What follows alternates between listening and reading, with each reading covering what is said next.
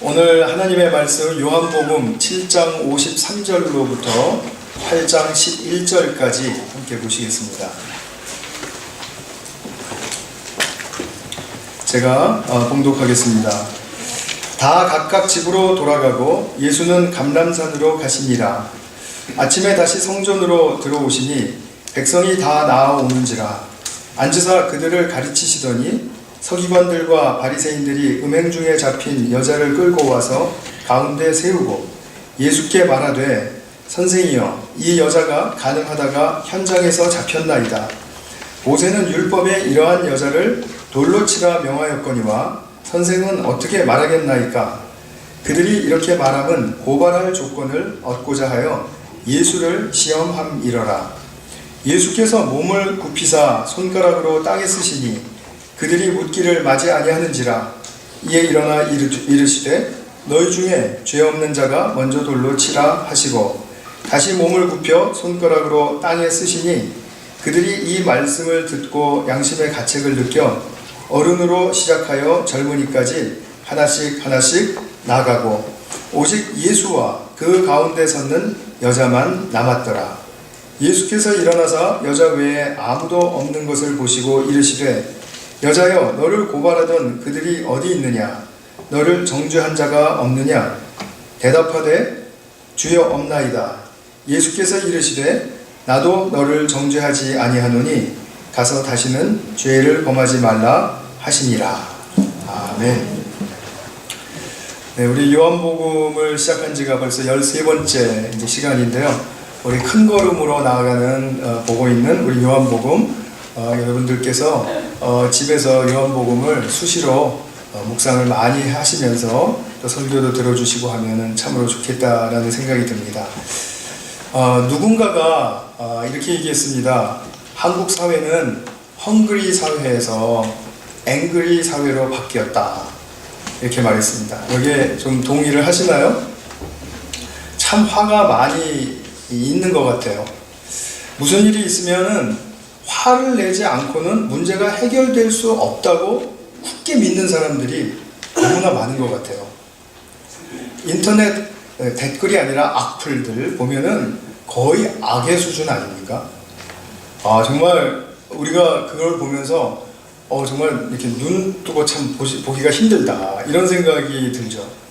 정말 이런 이야기는 근거도 없고 또 책임도 없고 또 아니면 말고식, 요새 뭐 그런 표현이 있죠. 아니면 말고식으로 상대를 험담하고 비난하고 인격을 공격하는 일이 뭐 너무나도 자주 있죠. 그래서 마음이 약한 사람들은 그걸 이겨내지 못하고 자기 삶을 스스로 차단하고 소외시켜버리는, 이제 그럼으로써 자기 삶이 황폐하게 되는 그런 일도 있는 것 같습니다. 오늘 본문에도 보시면은 자신들이 그렇게 화낼 일이 아닌데 화를 내면서 상황을 굉장히 거칠게 대하고 거기에 법까지 들이대고 그러면서 한 여인과 또 평소에 이제 미워하던 그 예수라는 청년을 올무에 빠뜨리려는 사람들이 나오는 것을 보게 됩니다. 이들에게서 보여지는 특징은 분노, 정죄, 비판, 그리고 우월감, 그것이죠. 이것에 돌을 들고 상황을 아주 장악하고 있습니다. 이에 대한 예수님의 대처가 과연 어떠한가 하는 것은 아마 성경을 좀 보신 분들은 다 누구나 어떻게 하셨다는 걸 알고 계시죠. 참 다시 한번 생각해 볼 때 놀랍고 신기하기까지 하다, 이런 생각이 듭니다. 먼저 오늘 본문의 배경부터 좀 설명을 드리려고 합니다. 오늘 독특한 좀 배경을 가지고 있거든요. 요한복음도 다른 성경과 같이 이렇게 많은 사본을 가지고 있습니다. 그러니까 우리나라에서 말하자면은 아리랑을 우리가 뭐 연구를 한다든지 뭐 조사를 한다 그러면은 여러 아리랑이 있지 않습니까? 뭐 강원도 아리랑도 있고 정선 아리랑, 해주 아리랑, 뭐 기타 등등 많은 아리랑이 있는데, 이 아리랑에 뭐 원조라고 보는 것도 있지만 사실은 그건 다 설에 해당하죠. 그래서 무엇이 원조인지는 모르지만 하여튼 아리랑이라는 여러 버전이 있는 것을 보게 되면 아리랑의 메시지는 다 똑같잖아요. 그죠? 다 통합니다. 그러나 뭐 곡조가 다르든지 뭐 구성이 다르든지 뭐 조금 다른 것이 있죠. 지역마다 특색이 있는 것입니다. 성경은 원본이 없습니다. 성경은 어떤 책도 원본이 남아있는 책이 없습니다. 다 사본입니다. 이 사본들을 쭉 정말 수도 없이 수백 권, 수천 권을 학자들이 연구를 해서 이것을 원본화 재구성한 것입니다. 이 성경에 구성되는 이 탄생의 역사를 정말 하나님의 섭리 안에서 놀랍게 보실 수 있어야 됩니다. 그럼 인간이 한 거네? 그렇게 보시면 안 된다는 거죠. 하나님의 섭리가 없으면 이 책은 탄생하기가 불가능했던 책입니다. 이 오늘 성경 본문에 나와 있는 이 요한복음도 마찬가지로 여러 사본이 있는데, 근데 이제 사본도 이제 여러 시대에 따라서 이제 나누어지는데, 그 4세기 이전에 존재했던 요한복음 사본에는 오늘 이 본문이 나오질 않습니다. 그리고 4세기 이후에 이제 어떤 일이 있었냐면 아주 굉장히 유명했던 제롬이라는 성경 학자가 있었습니다. 그때 그 학자가 그리스어로 된 신약 성경을 이제 자기 라틴 말로, 그때 이제 라틴이 굉장히 위세를 떨칠 때니까 라틴 말로 번역을 할 때 구전으로 해서 내려오던 오늘 이 본문의 이야기를 그때 불가타라는 그 라틴 성경에 수록을 했습니다. 그리고 이제 오래 시간이 지나면서 이 이야기가 요한복음에 이제 속해서 전해지게 된 것이죠. 이 이야기의 역사성은 뭐 분명합니다. 예수님께서 이런 일을 하셨다라는 것, 이런 일이 있었다라는 것은 뭐 역사적으로 분명하고, 그런데 왜 4세기 전 사본에는 나타나지 않는 이야기일까? 그래서 많은 학자들이 이제 그것을 연구를 했는데, 한 가지 우리가 상상하기 어려운 것 중에 하나가 뭐냐면, 이 초대교회는 정말 말로 다 할 수 없이 이 성적인 것, 그리고 특별히 지금 이 간음 사건을 다룬다, 이런 것을 또 이렇게 글로 옮긴다라는 것 자체를 굉장히 부끄럽고 마음 불편하게 생각을 했습니다. 그러니까 입에도 올리기 싫은 얘기다 이거죠. 간음 사건이니까. 그래서 초대교회는 이러한 어떤 분위기 때문에 이 오늘 기사를 이제 싫지 않고, 그리고 이제 구전으로만 내려올 수 있게 했을 것이다. 이제 이렇게 이제 추측을 합니다. 그 사람들은 그랬겠죠. 굳이 이 얘기 아니더라도 정말 너무나 선명하게 그리고 힘있게 복음을 전할 수 있는 이야기들이 많은데 뭐 굳이 그 이야기를 수록을 하겠는가. 이제 그때 당시에 그런 문화와 그다음에 어떤 시대 정신, 아니면은 그 사람들의 어떤 전통, 이런 것 때문에, 그런 엄격함 때문에 이제 제외됐을 거라고 이제 이렇게 보는 거죠. 근데 그럼에도 불구하고 오늘 이 본문의 이야기는 성경에서 아마 가장 아름답고 힘있게 복음을 전하는 기사가 아닐까, 이렇게 생각을 하지 않을 수가 없습니다. 한 여인이 간음 현장에서 발각되어서 유대인들 남자들 손에 붙들려서 아마 굉장히 비참한 모습이었겠죠. 옷도 제대로 입지 못했을 것이고 그냥 뭐 하나 걸치고 이렇게 끌려왔을 텐데 예수님께로 끌려온 그 모습 속에서 예수님이 정말 그 처참한 비참함 속에서 예수님이 얼마나 숭고한 자비를 보이셨는가 하는 그 역전하는 사건으로서 우리는 이 사건을 보게 되는 것입니다. 이 여인은 다시는 그 죄를 짓지 않는 새로운 삶으로 들어갔을 것입니다. 그래서 오늘 이 본문을 가지고 우리가 알고 있는 성 어거스틴이라는 유명한 학자 있죠. 4세기에 아주 유명한 성서학자입니다.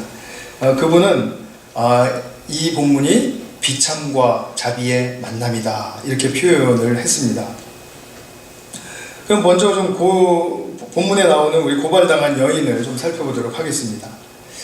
유대인들이 이 여인을 끌고 와서 이제 모세의 법에 어긋난 죄를 지었으니까 돌로 쳐야 한다, 이렇게 말하면서 예수님, 당신은 어떻게 생각하십니까? 이렇게 물었습니다.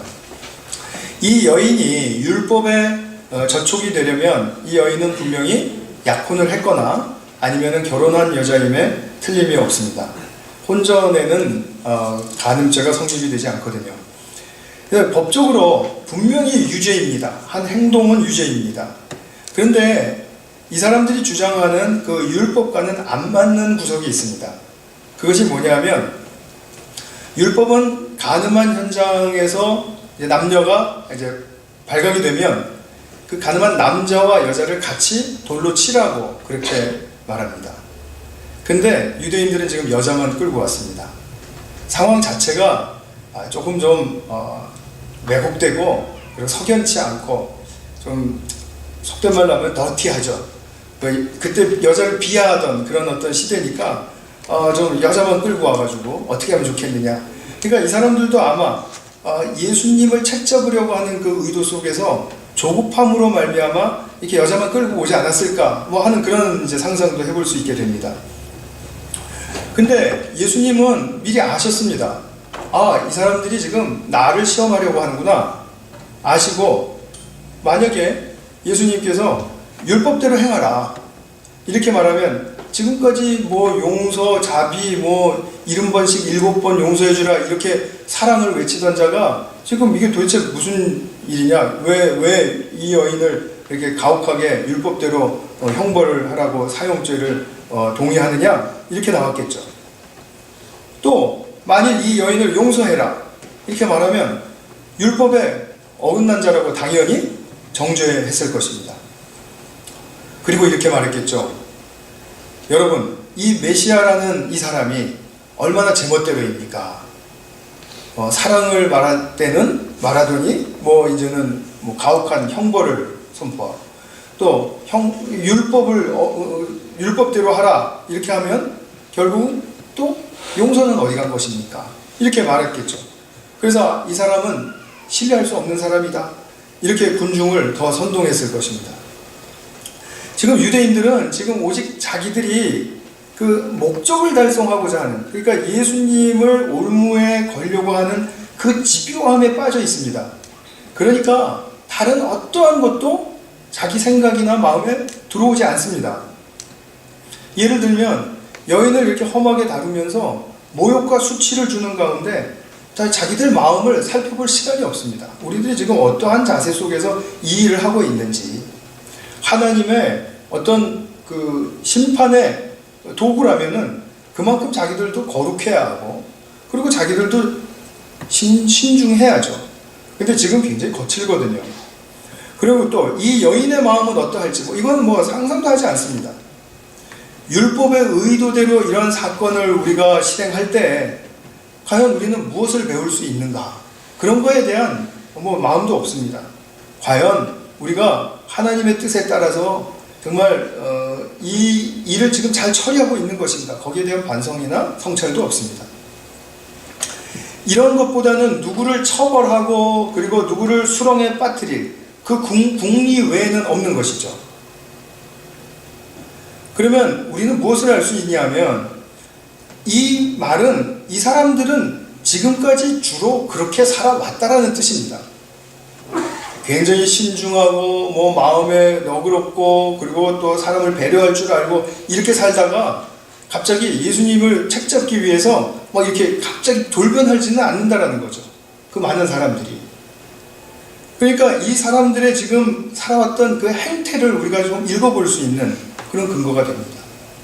우리가 사실은 몇 번 정도 이렇게 만나거나 사실은 누구와 경험을 하게 되면 이 사람은 참 이렇게 살아왔을 사람이구나 이렇게 다 알게 되잖아요. 그죠?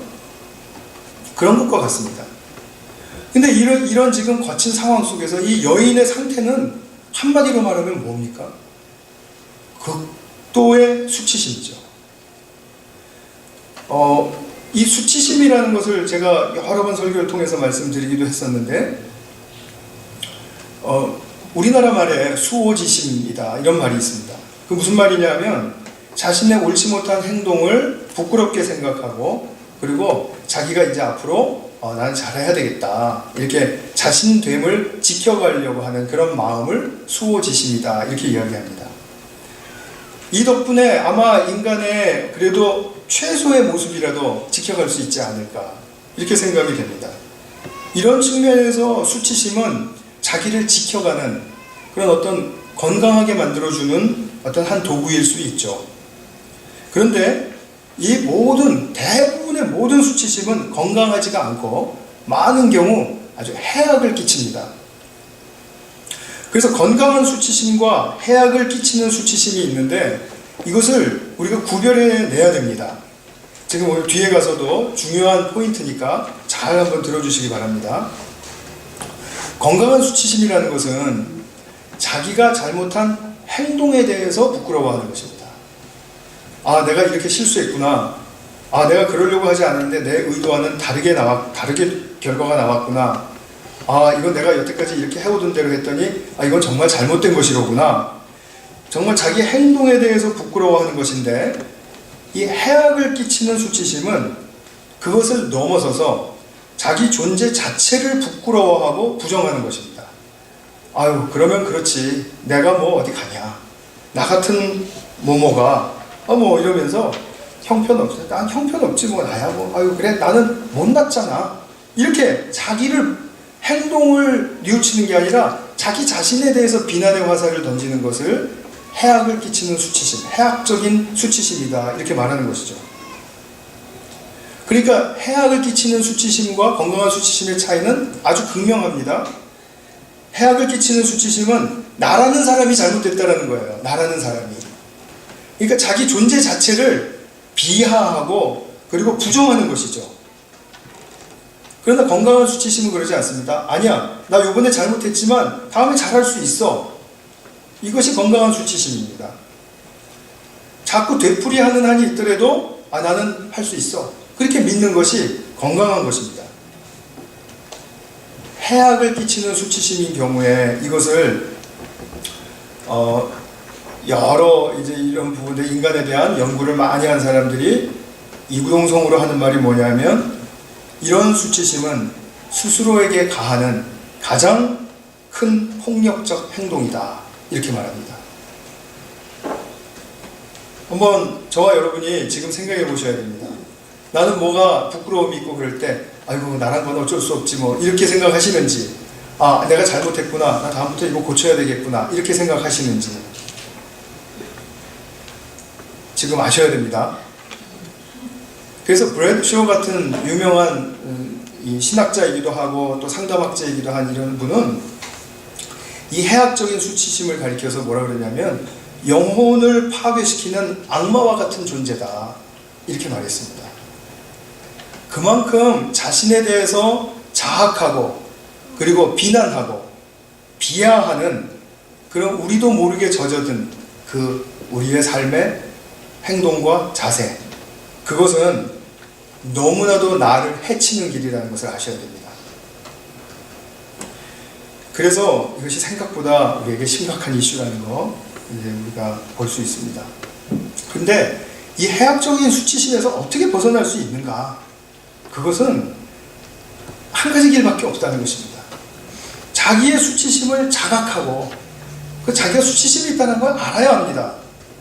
아, 난 별 문제 없다고 말하는 사람들은 정말 그것처럼 답답한 사람이 없어요. 괜찮습니다. 다 괜찮고 다 문제 없고, 그런데 얼굴을 보면 너무나 힘들어 보이는데 왜 그렇게 자기를 숨기고 가리우는지 모르겠어요. 이것을 숨기는 것으로부터 멈춰야 합니다. 그래서 내 안에 고착된 이 수치심, 아주 깊고 깊은 곳에 파묻히고 또 파묻힌 이 수치심을 밖으로 드러낼 수 있을 때 그때 치유된다는 것입니다. 그럴 때 사실은 이 수치심은 그렇게 힘을 크게 발휘하지 못합니다. 금방 수치심의 힘이 사그라듭니다. 그런데 이것이 내 영혼 깊이 없는 것처럼 느껴질 때는 나도 모르게 일어나는 그런 많은 반사적인 행동들이나 아니면 나의 습관적인 것들이나 이런 것들이 자기도 힘들게 하고 남도 힘들게 한다는 거죠. 특별히 자기에게 같이 가까이 있는 사람에게는 더욱더 힘들게 한다는 거죠. 그거를 모르니까 죄책이 없습니다. 분명히 죄책이 있는데 죄책이 없습니다. 수치심과 죄책은 서로 맞물린 톱니바퀴와도 같은 것이라고 말씀드렸죠. 그래서 우리가 이렇게 정말 나를 잘 받아주고 내가 어떤 말을 해도 저 사람은 날 받아줄 거야, 내가 신뢰할 수 있는 사람이야, 이런 사람에게 자신의 수치스러운 느낌을 나누는 것은 굉장히 도움이 됩니다. 물론 주님에게는 더 말할 남이 없죠. 근데 주님에게 자기의 수치심을 고백할 때 웅얼웅얼 하거나 속으로, 제가 무슨 생각했는지 지금 아세요? 이러고 있으면 주님은 아시겠지, 그리고 뭐 수치심 얘기했다고 생각하시겠지만 입으로 말씀하셔야 됩니다. 입으로. 그때 자기에게 다가오는 그 감흥이 어떤 것인지를 체험해 보셔야 합니다. 입으로 말씀하실 때랑 입으로 말하지 않을 때는 너무나 다릅니다. 그렇기 때문에 나는 이런 자입니다 라고 나는 깊은 수치심을 치유해 주십시오. 정말 주님 앞에 1대1로 독대하셨을 때 이렇게 말씀으로 하실 수 있어야 됩니다. 그런 다음에 이 단계가 지나가면서 그 다음에 자존감이 끌어올려질 수가 있는 것입니다. 이것이 없이 자존감만 끌어올리려고 하니까 세상에 잘난 사람만 가득하게 된 거예요. 나는 못났어, 난 존재할 가치가 없어, 이런 어떤 깊은 수치심, 그 수치심으로부터 나는 내가 나를 받아들일 수 있다, 나는 이제 새로운 삶을 살 수 있다, 새롭게 나는 나의 삶을 바꿔갈 수 있다, 이렇게 훈련하는 그 과정이 우리에게 계속 지속되어야 됩니다. 이것은 한 번 해서 되는 것도 아니고 어떤 일정 기간 해서 되는 것이 아닙니다. 왜냐하면 우리의 깊은 수치심이라는 것은 그만큼 깊기 때문에 그런 것입니다. 근데 예수님께서 이 여인에게 있어서는 지금 극도의 수치심의 상태인데, 이 수치심이 지금 다 폭로가 된 상태지 않아요? 그죠? 지금 예수님 앞에서도 그렇고 사람들 앞에서도 온 천하에 벌건 대낮에 자기의 그 수치심이 완전히 다 폭로가 되어버린 상태입니다. 이런 상태를 예수님께서는 어떻게 치유해 가시는가? 그것이 오늘 본문이 우리에게 말해주고 싶어하는 복음의 이야기입니다. 유대인들은 이 여인과는 사회적 위치가 다릅니다. 이들은 학식이 있고 또 도덕적이고요, 그리고 엄격하고 성실한 중산층의 사람들입니다. 이 여인이랑은 비교할 바가 안 될 정도로 그렇게 어느 정도 자리를 잘 이렇게 이루고 있는 사람들입니다. 그리고 또 한 가지는 이자들이 예수님을, 이 여인을 정죄하도록 몰아가고 있다는 것입니다. 올무에 빠뜨리려고 하는 것이 지금 바로 그것이죠. 당신도 우리와 같이 정죄해야 된다. 그리고 이제 우리는 그러면 할 말이 있다. 이렇게 이제 작전을 짜고 있는 거죠. 이 환경과 지금 이 분위기, 이 본문에 나와 있는 이 분위기를 한마디로 딱 줄여서 말한다면 뭘까요? 정죄입니다. 뭐 비판이라 그러셔도 되고 비난이라 그러셔도 됩니다. 정죄이죠. 지금 정죄의 환경입니다. 이것이 압도적입니다. 정죄하지 않으면 어색한 그런 상황입니다. 그렇죠? 그리고 예수님을 시험하죠. 모세는 율법에 이러한 여자를 돌로 치라고 명하였거니와 선생은 어떻게 말하겠나이까? 이때 예수님은 당황해하지 않으시고 몸을 굽히고 손가락으로 땅에 뭔가를 쓰셨습니다. 오늘 드디어 예수님이 무엇을 쓰셨는지 들을 수 있겠구나 라고 기대하지 마세요. 2000년 동안 의문입니다. 뭐라고 쓰셨는지 아무도 몰라요. 근데 하여튼 뭔가를 쓰셨다고는 기록되어 있습니다. 최소한 우리가 이것을 통해서 얻을 수 있는 정보는 예수님이 글을 쓰실 줄 알았는 분이다, 이런 거죠. 그 다음 말씀이 중요합니다. 그 다음 말씀이 너희 중에 죄 없는 자가 먼저 돌로 치라. 너무나 유명한 말씀이죠. 그리고 또 다시 몸을 굽혀서 뭔가를 쓰셨습니다. 그러니까 어떤 성경학자는 이제는 두 번째로 쓰신 건 우리가 뭔지 압니다. 이제 이렇게 얘기했습니다. 예수님께서 쓰신 것은 이 주변의 남자들의 죄를 하나씩 쓰신 것입니다. 철수 아버지, 돈 300냥 띄어먹은 거, 영희 아버지, 양 몰래 모르고 죽였는데 그거 안 갚아준 거, 이렇게 해서 이렇게 쓰셨을 거라고 추론했는데요. 그것도 아닌 것 같아요. 왜냐하면 성경을 보면은 이들이 어떻게 반응했냐면 그들이 이 말씀을 듣고 양심의 가책을 느껴 그랬습니다. 그러니까 이 말씀을 들은 것입니다. 너희 중에 죄 없는 자가 돌로 먼저 치라. 이 말씀을 들은 것이지 뭐 쓰신 것을 보고 뭐라고 썼나 뭐 삐죽삐죽 이렇게 보고서는 그래서 저거 내 죄네 그러고서는 이렇게 찔린 게 아니라는 거예요. 예수님의 이 말씀을 듣고 양심의 가책을 느꼈습니다. 예수님의 부드러운 음성이 힘있게 그들의 내면을 울린 것입니다. 이런 예수님의 말씀 한마디 듣고 싶지 않으십니까? 물론 여러 번 들으셨던 분들도 있겠죠. 그러나 우리가 정말 이 성경에서 이렇게 읽으면서 그냥 이렇게 말씀하셨구나라고 아는 것과 내가 그 말씀을 직접 듣는 것과는 완전히 하늘과 땅 차이입니다. 그러니까 이 사람들이 그 말씀을 듣고 슬그머니 어른들로부터 젊은이까지 하나씩 떠났습니다. 어른들로부터 떠났다고 하니까 역시 나이가 들수록 양심의 가책을 잘 느끼는구나 또 이렇게 해석한 사람이 있습니다. 중요하지 않습니다. 그 사람들 다 떠나버렸습니다. 다 떠나버렸습니다. 그리고 거기에 예수님과 여인만 남아있었습니다. 그러니까 예수님께서 이제 주의를 환기하십니다. 여자여, 너를 고발하던 그들이 어디 있느냐?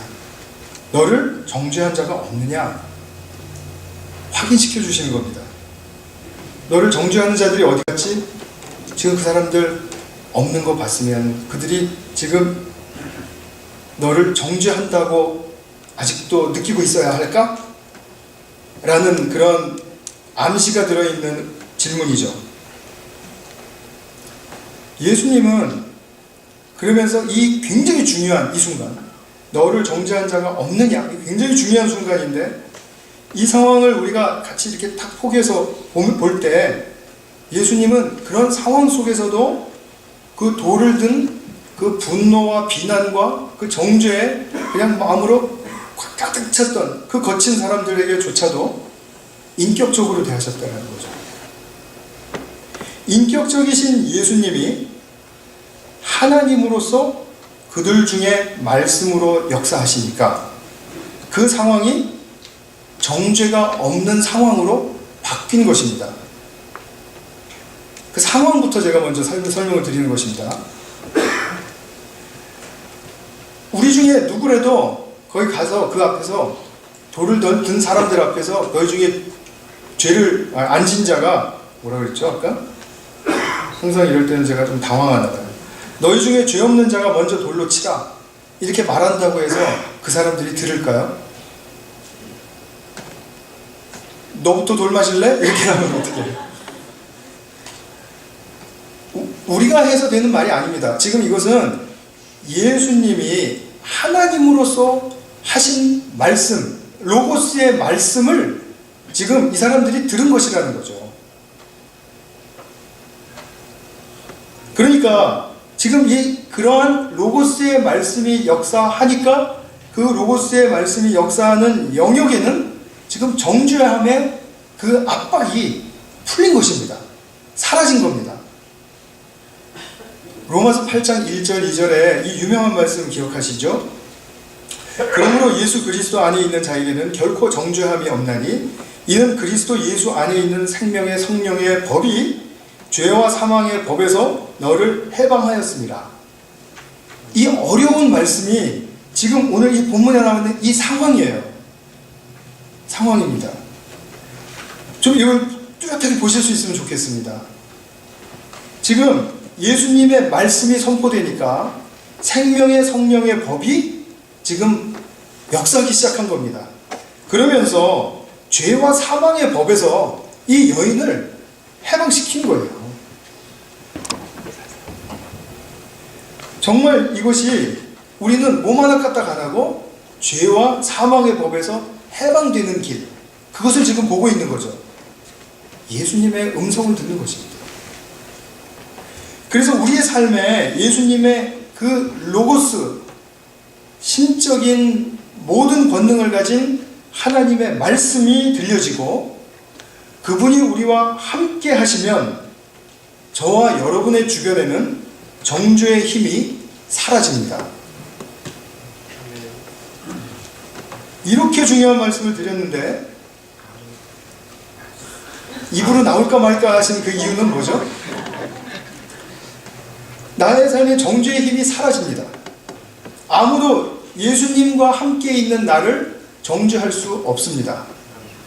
이 사람들이 정죄의 세력들이 떠나간 것이 상징하는 것이 무엇인지를 잘 생각해 보시면 됩니다. 그렇죠? 그래서 이 문제의 무리들이 사라졌다면 그러면 또 하나의 문제가 남긴 해요. 그 문제가 뭐냐면 나 자신입니다. 나는 그 정죄의 상황에서 벗어난 것을 그대로 현실로 받아들일 수 있는가 하는 나의 문제가 남아있다는 얘기입니다. 그런데 이것을 진가민가하고 내가 지금 어떻게 된 거지 하니까 예수님께서 함께 하시면서, 그 여인과 함께 하시면서 직접 선포해 주세요. 나도 너를 정죄하지 않는다. 나도. 그들과 같이 나도. 이것입니다. 그래서 예수님께서 정죄 없게 해주셨기 때문에 내게도 정죄가 없습니다. 이제는 내가 저지른 그 행동이 수치스러운 것이었지만 이제는 다시 그 짓을 안 하고 살 수 있는 그 힘을 이 말씀 속에서 얻었기 때문에 내게는 정죄가 없습니다. 아까 말씀드린 대로 내 잘못된 행동은 있습니다. 그런데 나는 어떤 존재로 바뀌었죠? 지금? 그 옛날 그 과거의 행동으로 돌아가는 내가 아니라 이젠 앞으로 그 행동을 하지 않을 수 있는, 새 출발할 수 있는 존재로 내가 바뀌었다는 것이죠. 사람은 자신의 잘못된 행동, 그리고 뒤틀리고 구부러진 그 마음과 생각, 그리고 우리도 인정합니다. 조금은 잘못됐다. 그렇지만 참 고치기는 힘들다. 아니, 고칠 필요 없다. 라고 했던 그 옛 습관들, 이런 것들이 사실은 이 여인처럼 적나라하게 폭로가 될 때 주님 앞에서 그 폭로는 저주가 아니라 새 삶을 향한 전환점이 된다는 것입니다. 이상하죠? 자기의 죄가 폭로됐는데 새로운 삶을 향한 전환점이 된다. 이런 이상한 이야기는 교회에서밖에 하지 않습니다. 세상에서는 죄가 폭로되는 게 아니라 죄를 짓지 말아야지라고 합니다. 근데 이미 우리는 다 죄를 짓고 있는 사람이고 이미 뼛속 깊이 죄인인데 어떻게 죄를 짓지 말라고 해서 죄를 안 짓겠습니까? 이런 말을 하고 있는 저 자신도 얼마나 죄를 많이 짓습니까? 여러분들이 아는 죄, 제가 아는 죄, 다 합치면 정말 너무 많지 않습니까? 그런데 지금 문제는 뭐냐면 내가 죄를 지은 게 문제가 아니라 그 죄가 새 삶을 향한 전환점으로 역사할 수 있느냐, 그게 문제라는 것입니다. 이것이 복음의 역사입니다. 우리가 예수님을 믿고 죄 씻음을 다 받았다. 문학적인 표현이죠. 죄 씻음을 받았다. 사실은 예수님과의 교제에 있어서 아무런 지장이 없다라는 말을 죄 씻었다라고 얘기해 주는 건데 우리는 그 말을 또 자기가 진짜로 죄가 다 씻어진 줄 알아요. 그리고 나는 사는데 좀 석연치가 않습니다. 왜냐하면 죄 씻음을 받은 내가 이렇게 살 리가 없는데 하는 그런 모순적인 모습들이 많이 나타나기 때문입니다. 이 모순적인 모습들을 그대로 받아들이는 것은 너무나 중요한 일입니다. 죄 씻어졌다고 해서 나는 죄를 짓지 않는 사람이 됐다. 우리가 이런 생각은 우리가 할 수 없는 거예요. 그거는 기독교의 교리를 잘못 오해하신 겁니다. 나는 계속 죄를 짓습니다. 그러나 그 죄가 폭로될 때 내가 새 삶을 향한 전환점이 된다는 것입니다. 근데 우리의 문제는 뭐냐면 그 죄를 가리고 정당하기에 바쁘기 때문에 폭로될 시간이 없어요. 그리고 얼마나 우리가 머리가 좋고 또 거기에 대해서는 스마트한지 자기의 죄를 가리는 데는 뭐 문제가 없습니다. 웬만한 죄는 다 가리고 살 수 있습니다. 그렇지 않습니까? 그런데 지금 이 여인의 상황 속을 다시 한번 들여다보십시오. 예전에 나는 없습니다. 새 삶을 살아야 할 나만 있을 뿐입니다. 자, 그런데 거기에 대해서 새 삶을 살아야 할 내가 미래에 있기 때문에 지금 나는 굉장히 어떤 면에서 보면 모순적으로 아이러니컬하게 불안을 느낄 수 있습니다. 그 상황 속에서 이거 지금 내가 지금 이거 앞으로 잘 살아야 될 텐데 이거 어떻게 살아야 되는 거지? 하는 그런 문제에 있어서 불안이 있을 수 있습니다. 그러면서 곧장 주님을 향한 시선이 다시 한번 견고하게 확립이 되면 찬송가 288장 3절에 나와 있는 가사처럼 이 가사를 고백할 수 있는 것이죠. 주 안의 기쁨 누림으로 마음의 풍랑이 잔잔하니 세상과 나는 간 곳 없고 구속한 주만 보이도다. 정죄하는 세상 사라졌습니다. 나쁜 습관과 행동을 일삼던 옛 나, 이제 예수님 안에 그런 나 없습니다. 그러니까 누구만 보이죠? 정죄하지 않으시는, 용서하시는 주님만 보이는 것입니다. 이 고백이 얼마나 아름다운 고백입니까? 이거는 과장이 아닙니다. 우리의 삶에서 분명하게 일어날 수 있는 고백입니다. 이것이 예수를 믿는 신앙의 진수입니다. 나도 너를 정죄하지 않는다. 이 말씀 다시 보겠습니다. 나도라는 말은 무리들이 정죄하지 않았다라는 것을 확인시킨 말씀이라고 했죠. 맞습니다. 그들이 그 여인에 대한 정죄와 비난, 분노와 무시를 그쳤다. 그러므로 너에게는 더 이상 외부로부터 너의 삶을 살지 못하게 하는 압박이 없다. 그것이 가라앉았다. 아니면 사라졌다. 이것이죠. 그러니 다른 사람이 너를 어떻게 정죄하고 비판을 하든지 의식하지 말라. 이 여인이 집중력을 가지고 자신의 삶에 대해서 지금 나아가야 할 그 부분은 어디죠? 나는 오직 새 삶만이 남았다. 이것이죠. 새 삶만이 남은 사람에게 과거의 잘못이 어떻고 뭐하고 한 것은 그 사람에게 영향을 끼치지 못하죠. 그러니까 어떠한 정죄와 비판이 있다 할지라도 그것은 나에게 장애가 되지 않습니다. 복음이 우리에게 주는 축복입니다. 그리고 나도 정죄하지 않는다라는 말씀은 이제는 다시는 2절을 반복하면서 살지 않을 수 있다. 그 힘을 나와 함께 교제하고 나와 함께 동행하면서 받으라. 이 말씀이죠. 그래서 예수님과의 교제는 끝이면 안 됩니다. 예수님과의 교제가 그쳐지면, 멈춰지면 우리는 금세 세상의 정죄와 비판이 나를 너무나 크게 엄습하고 나의 삶을 방해하는 세력으로 나타날 것이기 때문에 그렇습니다.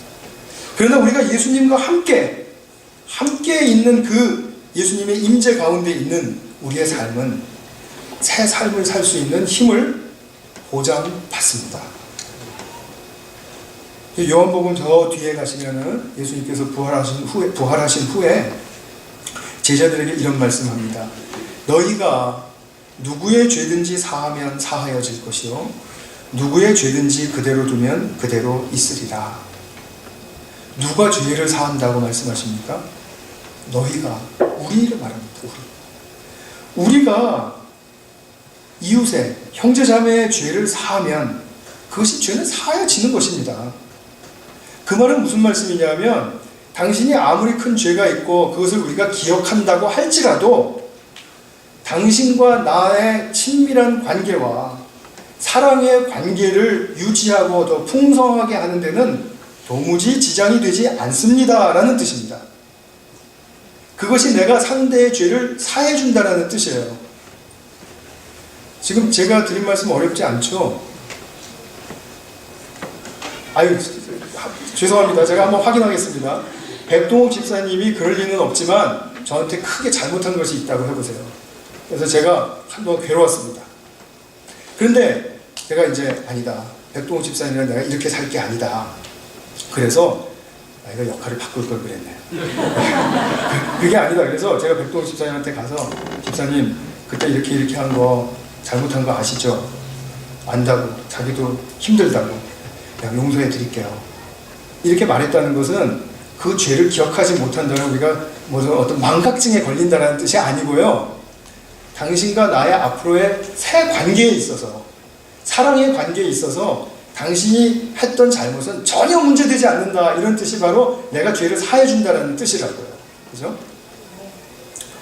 네, 감사합니다. 그러니까 땅에서 풀면 하늘에서도 풀린다, 땅에서 매면 하늘에서 또 매인다, 이 말씀이 지금 이 말씀 아닙니까? 그죠? 이 무리들이 양심의 가책을 받아서, 일단 그 순간만큼이라도 하여튼 그 가책을 받아서 여인을 정죄하지 않고 떠났습니다. 그리고 예수님은 오히려 이들의 그 떠난 것이 본의든 본의가 아니든 간에 그들이 떠난 행동에 대해서 점수를 주고 계시는 겁니다.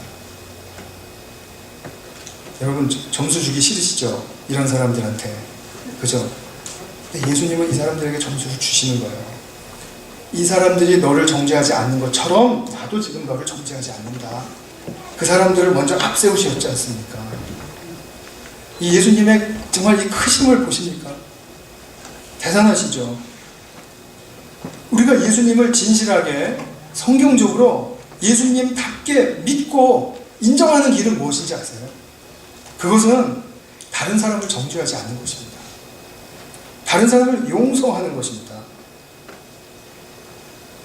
그러면 우리가 이제 이런 일이 일어날 수 있습니다. 이제 이 여인이 그 자리를 떠나서 이제 새 삶을 살려고 막 애쓰면서 이제 며칠을 살았는데, 어느 날 또 길가에서 이 무리들을 만났습니다.